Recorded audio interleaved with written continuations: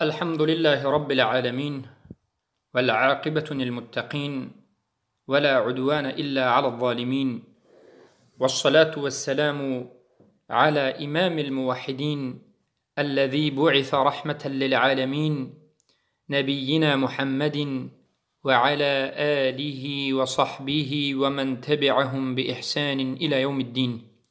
أما بعد، السلام عليكم ورحمة الله وبركاته. بإذن الله سبحانه و تعالی این حلقه 29 از آموزش توحید است. ان شاء الله سبحانه و تعالی در این حلقه به شما فرق بین عبادت و توحید عبادت و یک فایده لغوی و یک چند مسائل دیگری که تعلق به توحید دارد و فهم توحید را وسیع و روشن و واضح می کند بیان خواهیم نمود. برادران و خواهران عزیزم، بارک الله فیکم، در حقیقت ما در بسیار حالت به شما بیان میکنیم و این چنین علما در کتابهای خود بیان نمودند که توحید الوهیت این توحید عبادت است. اگر شما سوال بکنید که عبادت و توحید عبادت از همدیگر چی فرق دارد؟ فرق بین کلمه عبادت و توحید عبادت. عبادت این یک عملهای است که بگویم نزدیک جستن و طاعت و عبادت کردن. عبادت این فعلی بنده هست، فرقی ندارد که به کی صرف کرده می شود. خود کلمه معنای عبادت انجام دادن و یعنی بجا آوردن عبادت ها به کسی صرف کرده شود، فرقی ندارد با الله یا غیر الله. اما توحید العباده این انجام دادن عبادت به مستحقش، انجام دادن عبادت تنها به الله سبحانه و تعالی. توحید این انجام دادن عمل و عبادت تنها به الله سبحانه و تعالی هست و به غیر الله انجام ندادنش، این توحید است. برای همین میبینیم که بسیار کسایی هستند که عبادت را انجام میدهند اما عبادتشون به غیر الله است سبحانه و تعالی، یا که عبادتشون موافق سنت رسول اکرم صلی الله علیه و سلم نیست. در عبادت یا اخلاص نیست یا سنت نیست. توحید در عبادت معنیش همین که ای بنده الله، عبادتت را تنها به الله سبحانه و تعالی انجام بده، از غیر الله سبحانه و تعالی براءت رو اعلان بدار. بارک الله فیکم. از غیر الله دور شدن، غیر الله را ترک کردن، غیر الله را براءت اعلان کردن و بیزاری جستن و تکفیر کردن. هر کسی که اونها غیر الله رو میپرستد اونها را هم ترک کردن و تکفیر کردن و براءت اعلان کردن. این ملت ابراهیم است، این ملت اهل توحید است. چگونه که در سوره تحریم آیت 4 الله سبحانه و تعالی آشکار بیان میکرد و در یک چند سوره آیت های زیادی هست که در مسئله کفر ورزیدن به طاغوت الله سبحانه و تعالی بیان میکند. الذين اجتنبوا الطاغوت ان يعبدوها لهم البشرى. آنانی که اجتناب کردند از طاغوت پرستی، یعنی دست کشیدن از طاغوت پرستی، طاغوت پرستی را ترک نمودند و الله پرست شدند و عبادت را تنها به الله کردند، برای اینها بشارت است. فمن یکفر بالطاغوت و یؤمن بالله. هر کسی که کفر به طاغوت ورزد، یعنی عبادت را به طاغوت انجام ندهد، حکم طاغوت را کفر ورزد، حکم طاغوت را رد بکند، به حکم الله بازگردد، اطاعت طاغوت را انجام ندهد، عبادت را به غیر الله انجام ندهد، یعنی به طاغوت انجام ندهد، و یؤمن بالله و ایمان به الله بیارد، ای یوحد الله، الله را یگانه بشمارد، به الله عبادت بکند، به الله نزدیکی جوید، از الله دعا بکند، به حکم الله زندگی بکند، حکم الله را اراده بکند و تطبیق کند. در حقیقت فقد استمسک بالعروة الوثقى، به تحقیق به یک ریسمان آهنین، زنجیر آهنین چنگ زده است که لا انفصام لها، کنده نمی شود، یعنی بلا اله الا الله چنگ است. پس معنای عبادت این کلمه عموم است. توحید العباده خاص عبادت را با الله انجام دادن است. الله سبحانه و تعالی از ما طلب نموده است که ما در عبادتمون توحید را انجام بدیم، یعنی عبادت را یگانه با الله سبحانه و تعالی انجام بدیم. یک فایده لغوی را که ما حالا به شما ذکر میکنیم، این هم بینواد ضرور است، این است که آیا جایز است که، آیا درست و صحیح است که یک نفر بگوید که شرک در توحید؟ امروز در بین بسیار انسان ها، در بین مسلمان ها همین کلمه بینواد منتشر شده است که این مشرک در توحید ربوبیت شده است میگه، یا شرک در توحید ربوبیت کرده است میگه، یعنی شرک در توحید ربوبیت، یا که شرکش در توحید الوهیت است میگه. همین کلمه آیا درست است؟ یعنی شرک در توحید ربوبیت یا الوهیت، شرک در توحید سبحان الله الوهیت، یا که شرک در توحید اسما و صفات. البته این کلمه با این عبارت درست نیست، چرا که شرک با توحید در یک جا جمع نمی شود. ما نباید این چنین سخنی بگوییم که بگوییم که شرک در توحید شرک کردنش ناممکن است، یا توحید می شود یا شرک می شود. از همین جهت عباره صحیح، عباره درست و سالم همین است که بگوییم شرک در الوهیت.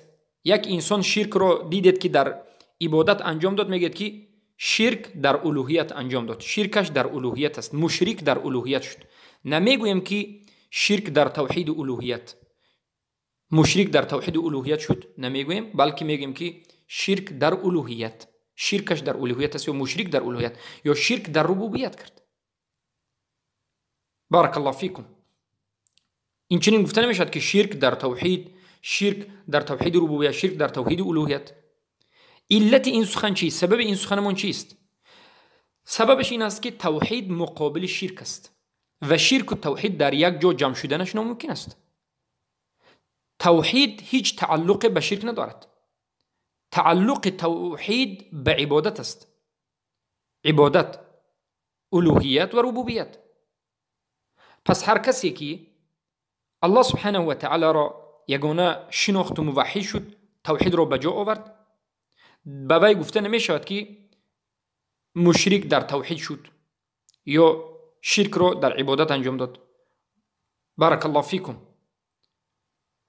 پس هر کسی که شرک را انجام داد، ما میگیم که شرکش اگر در ربوبیت باشد در ربوبیت، در الوهیت باشد در الوهیت، اما شرک در توحید نمیگوییم.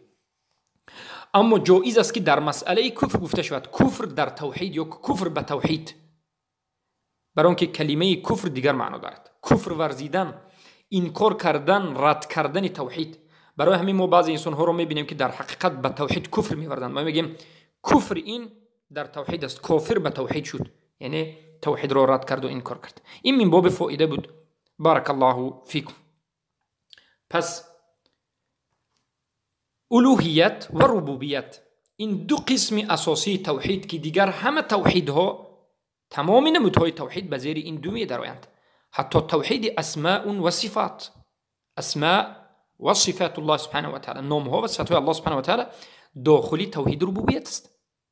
لیکن من باب اهمیتش، از جهت اینکه بینواد مهم است و بسیار فرقه ها در همین توحید گمراه شده اند، چی میکنند؟ این را علما جدا میکنند و بعضی از علما دیگر نمودهای توحید را هم در زمان خودشان بیرون کردند، بمانند توحید طاعت، توحید محبت، توحید اراده. و امروز بعضی از علما توحید حکم یا که توحید الحاکمیه و توحید المتابعه میبینند که کدام جانب توحید ضعیف است، همون جانب را باز آشکار میکنند. اما اصل توحید دو یا سه است: توحید ربوبیت و توحید الوهیت و توحید اسماء و صفات. توحید الوهیت از کجا گرفته شده است؟ توحید الوهیت از اله گرفته شده است. الله اله، معبود، الله که معبود بر خلقش است، الهی خلقش است و الوهیتش بر بندگانش است. و توحید ربوبیت از رب گرفته شده است، الرب. توحید ربوبیت، الربوبیه از رب گرفته شده است، الوهیه از اله گرفته شده است. الوهیه معناش معبود، یک ذات پرستیده شونده، برای همین این اله و الوهیه صفت الله است.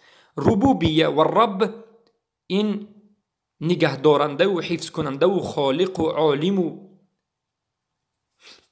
ربوبیت صفت الله و رب نام و صفت الله سبحانه و تعالی.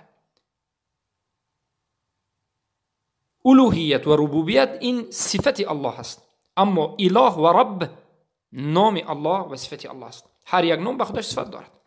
اله این اسم الله است، رب هم اسم الله است، اما الوهیت و ربوبیت این صفت الله سبحانه و تعالی است. رب الله که رب است به تمام خلقش، رب آنهاست، ربوبیتش بر بالای آنهاست.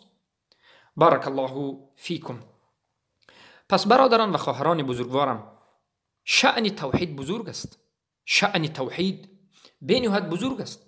شما دیدید که توحید به اسلام تعلق دارد. توحید این لا اله الا الله محمد رسول الله شهادتین است. توحید این بعد از شهادتین اسلام است، ایمان صحیح است. و توحید این کفر بالطاغوت است.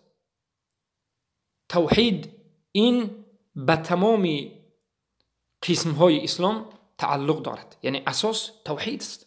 از همین جهت ما باید توحید را خوب بفهمیم و بدانیم. بارک الله فیکم. پس برادران و خواهران عزیزم، باید این چنین بدانیم که توحید این به ارکان یا که به رکن اسلام، همچون یک رکن اسلام هم گذاشته شده است و همچون یک رکن ایمان هم. یعنی هر کسی که موحد نیست رکنی اسلامش نیست، یکی از ستونهای پنجگانه اسلامش نیست. کسی که توحید ندارد و موحد نیست، این چنین رکن ایمانش هم نیست. ما باید خوب دقت بدیم. ببینید در ارکان اسلام و ارکان ایمان توحید داخل می شود. با ارکان اسلام نظر میکنیم. شهادتین لا اله الا الله محمد رسول الله، کلمه توحید، این اولین رکن اسلام است. انا من لا اله الا الله محمد رسول الله، این کلمه الشهاده، کلمه التوحید، کلمه الاخلاص، کلمه التقوى، عروه الوثقى، کلمه الطیبه، همه این نام های لا اله الا الله این حقیقت توحید است. و این شهادتین، کلمه شهادتین به معنای این است که الله سبحانه و تعالی یگانه است و دیگر معبودانی که در این دنیا عبادت کرده می شوند باطل هستند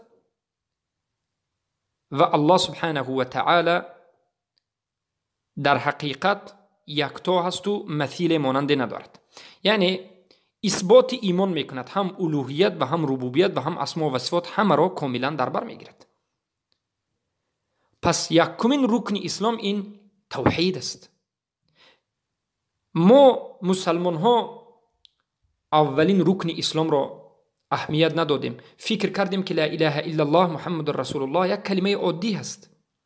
گذاشتیم به نماز چسبیدیم، فقه را از یاد کردیم، فقه خوانی و چهار کتاب خوانی و غیره. اما لا اله الا الله فراموش شد.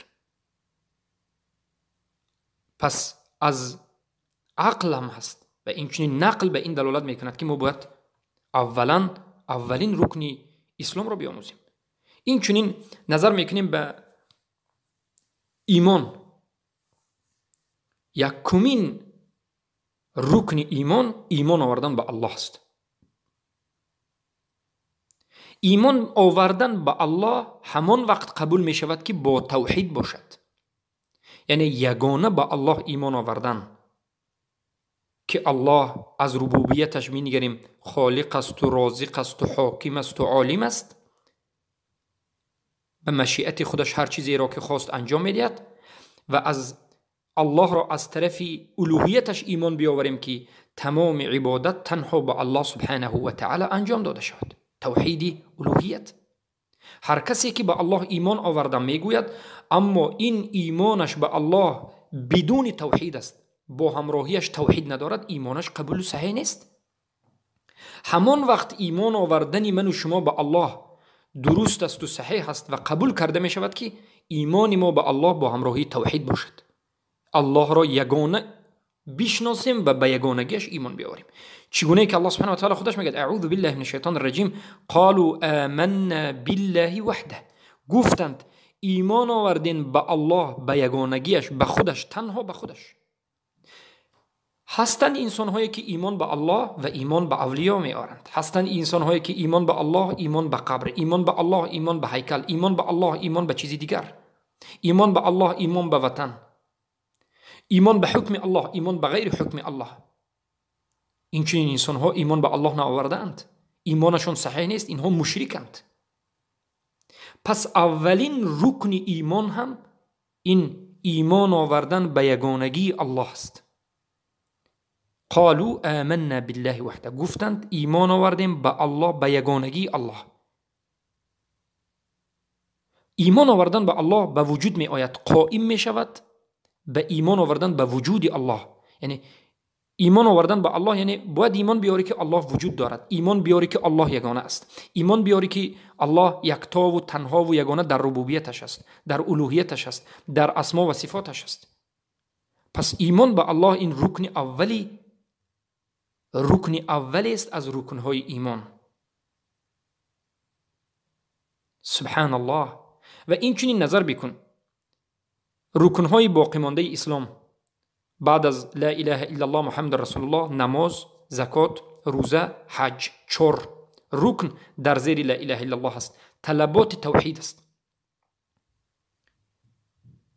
رکنهای اسلام بعد از لا اله الا الله، اولین رکن اسلام این توحید باشد.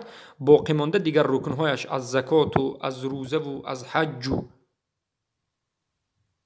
اینها همه اش از نماز و بگویم طلبات لا اله الا الله است. هر کسی که توحید را قبول میکند باید نماز خواند، نماز نخواند کافر است. زکات بده، از زکات نتیت کافر است. در مسئله روزه و حج ما در حلقه های گذشته بیان نمودیم که تاریکش یک بار کافر نمی شود، برای اینکه این امر وسیع است، لیکن مسائل وجود دارد. اما این کار کننده یکی از این رکن ها کافر است.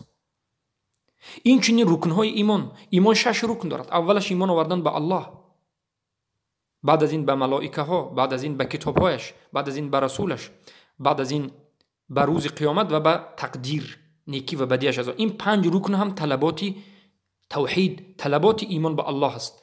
پس ببینید که ما در حلقه گذشته گفتیم که رسول اکرم صلی الله علیه و سلم توحید را در بعض جایها ایمان به الله گفتند، در بعض جایها لا اله الا الله محمد رسول الله گفتند. پس اولین رکن اسلام و اولین رکن ایمان این توحید است. توحید را بیاموز. امروز ما چقدر انسانها را میبینیم از اهل بدعت که رکن اول اسلام را نمیدانند، رکن اول ایمان را نمیدانند، در دیگر رکنهایش دوتاز دارند. حتی رکن اسلام را کاملا قریب که نمیدانند، رکن ایمان را نمیدانند، میخواهند که به اسلام خدمت کنند. خدمت اونها چگونه میشود؟ خدمت اونها خدمت خیرسانه میشود. خدمت خیرسانه همین که به جای خدمت، به جای نصرت ضرر میرسانند، به جای توحید شرک را میآورند از سبب جهل. برای همین علما میگویند العلم قبل القول والعمل، علم پیش از سخن کردن و پیش از عمل کردن است. پیش از این که سخن میکنی، پیش از این که میخواهی که به اسلام نصرت با سخنت بدهی، پیش از این که میخواهی که در مسائل از مسائل سخن بکنی و پیش از این که میخواهی که عملی را انجام بدهی، یا خودت عمل بکنی یا که نصرت اسلام را بکنی، علم بیاموز. علم در اینجا توحید است. توحید را بیاموز. موحد نشده هر عملی که میکنی این بر ضرر خودت است. قبول، اولا عملت قبول نیست. وقتی که موحد نیستی عملت قبول نیست. چرا که وقتی که موحد نیستی تو مشرک هستی. وقتی که مشرک شدی عملی مشرک قبول نیست. دومین ضرر بدی عملی که انسان میکند، یعنی غیر موحدین مشرکین رو میبینیم که به خاطر اسلام گویا که حرکت میکنن، نتیجه اش شرک است، نتیجه اش گمراهی است، نتیجه اش دعوت به سوی شرک است. از همین جهت الله سبحانه و تعالی گفت فاعلم انه لا اله الا الله واستغفر لذنبك. اول بدان که نیست معبودی بر حق بجز الله. اول معنای لا اله الا الله را بفهم، اول بدان یعنی علم بیاموز، بعد از این استغفار بکن. اول یگانگی الله را قبول کن، بفهم، بدان، قبول کن، اقرار کن، تصدیق کن، بعد استغفر الله گو. اما مشرک باشی استغفر الله گوی، حتی استغفر الله هم قبول نیست تا زمانی که شرک را ترک نکنی، از مشرکین براءت را اعلان نکنی. امروز هستند کسانی که شرک رو ترک کردن اما از مشرکین براءت رو اعلان نمیکنند، مشرکین رو تکفیر نمیکنند. اینها هم توحیدشون صحیح، کفر بر طاغوتشون صحیح نیست. کفرنا بکم و مما تعبدون من دون الله. ابراهیم علیه السلام گفتند ما کفر ورزیدیم به همه آن چیزی که بجز الله شما عبادت میکنید، به همون عملهای شرکتون. بکم و این چنین شما را ما براءت اعلان میکنیم و تکفیر میکنیم. پس برادران و خواهران عزیز، این بود که توحید لازم می شمارد که یک بنده موحد ایمان بیاورد، مؤمن باشد به همه آن چیزی که الله سبحانه و تعالی و رسولش خبر داد، برکان ایمان، برکان اسلام، و بعد از این عمل را انجام بدهد. توحید چیست؟ توحید یعنی ایمان آوردن، تصدیق کردن، تسلیم شدن، عمل نمودن، انقیاد و پابرجا در عمل بودن، یقین داشتن به یگانگی الله سبحانه و تعالی در ربوبیتش و در الوهیتش و در اسما و صفات و در محبت و در توکل و در اطاعت و در اراده، تنها الله را اراده کردن و در حکم و در متابعت رسول اکرم صلی الله علیه وسلم. بارک الله فیکم. و باید بدانیم که عبادت همان وقت قبول می شود که همراهش توحید باشد. عبادتی که همراهش توحید نیست، زمانی که یک عبادت به وجود آمد اما با همراهش توحید نیست، قبول نیست. هر عبادتی که با همراهش شرک است قبول نیست. در حدیث آمده است که امام مسلم روایت میکنند که رسول اکرم صلی الله علیه و سلم میگن که الله سبحانه و تعالی گفت انا بریء من الشرک. الله میگه که من بیزار هستم از شرک، من براءت خودم را از شرک اعلام میکنم. و در حدیث دیگر آمده است که میگن که من عمل عملا اشرک فیه معی غیری ترکته و شرکه. هر کسی عملی را انجام بدهد که در همون عمل شرک را قرار بدهد، مشرک باشد، در همون عمل مشرک باشد یا در غیر همون عمل هم اصلش مشرک باشد، من هم عملش را ترک میکنم و هم خودش را.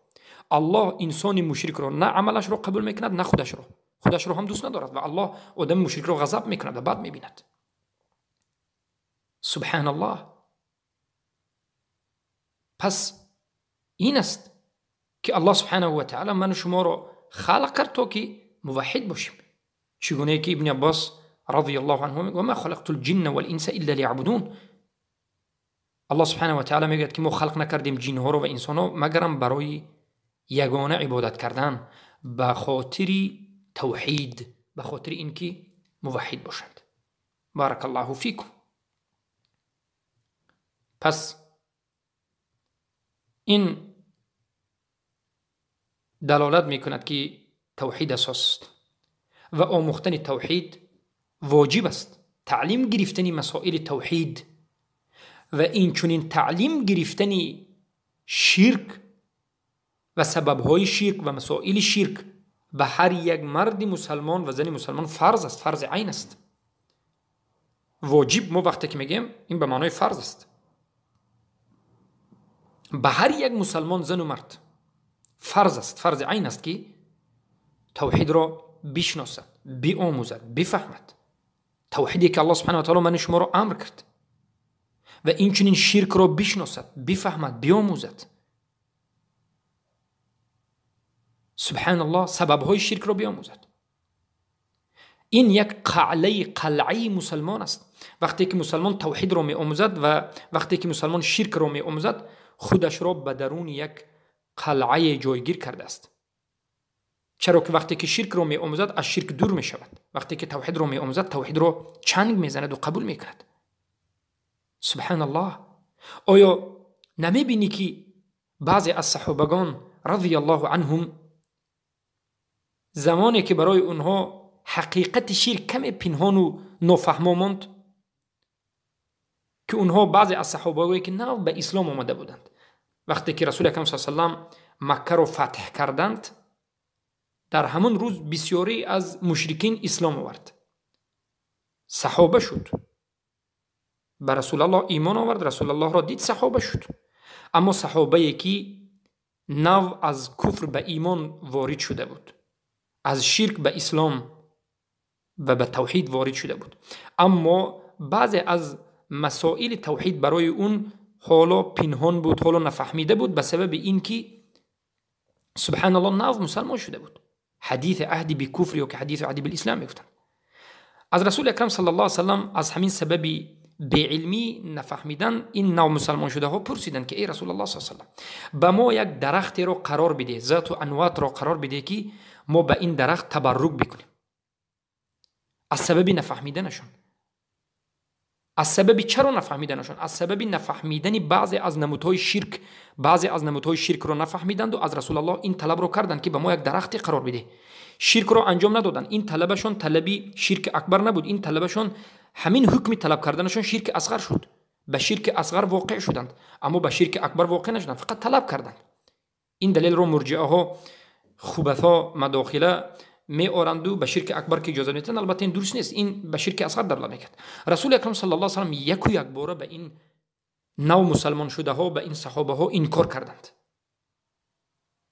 پس به همین خاطر ما میگیم که به هر یک مسلمان فرض است که نمودهای شرک، راههای شرک و البته تمام جزئیات توحید رو بیاموزند. خصوصا در این زمان ما، در این عصر ما، عصر جهل، عصر شرک، عصر جهل به علمی از حقیقت شرک. چقدر انسان ها که خودشان را مسلمان میگند شرک را تا به حال نفهمیدند که شرک چی است. آن شرکی که الله حرام کرد، آن شرکی که الله گفت که من نمیبخشم، آن شرکی که الله گفت که صاحبش ابدالابد در جهنم واقع میماند، بسیار انسان ها حالا نفهمیدند که این چی است، این چگونه شرک است. در بسیاری از مسلمان ها شبهه های زیاده وجود دارد در گرد و اطراف و حول شرک، حقیقت شرک، سبب شرک. از همین خاطر ما باید در این عصر شرک و توحید را بیاموزیم. چگونه که ما حالا آموخته شدیم با تقسیماتش همچنین باید آموزیم. بارک الله فیکم. و با همین این حلقه را به پایان میرسانیم و باذن الله سبحانه و تعالی در حلقه آینده به شما بعضی از مسائلی که به توحید تعلق دارد، به مانند رکنهای توحید، به مانند از کجا به وجود آمدن توحید، رکنهای توحید از نظر محلش، جایش، از کجا توحید در کجا به وجود می آید، تقسیمات